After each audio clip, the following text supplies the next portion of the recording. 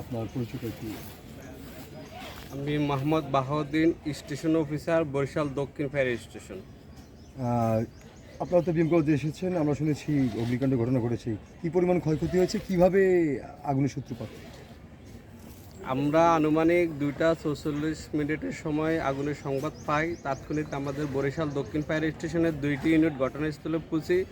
এখন এখানে আসে যে ভবনটা আগুন লাগে এটা একটা পরিত্যক্ত ভবন। এখানে তেমন কোনো কিছু ছিল না, হালকা কিছু ভাঙ্গা টুল টেবিল ছিল।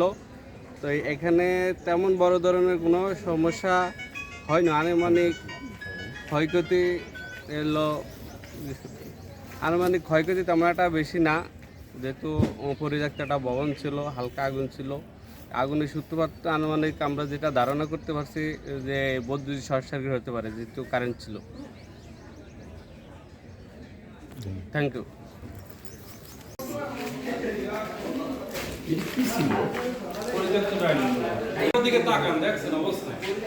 এইখানে আপনার এই ছিল আপনার বাঁশের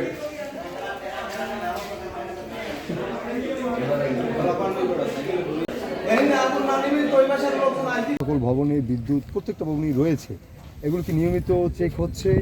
আর এই দুর্ঘটনার মধ্য দিয়ে আপনার কি সতর্ক হচ্ছেন কিনা? রেগুলার যে চেকের একটা বিষয় রয়েছে, এগুলো কতটা তদারকি করছেন? আমাদের এখানে আসলে আলাদা ইলেকট্রিশিয়ান আছে এবং আলাদা বিভাগ আছে এবং তারা নিয়মিত তদারক করতেছে এবং যেখানে যে অভিযোগ পাচ্ছে দেখছে।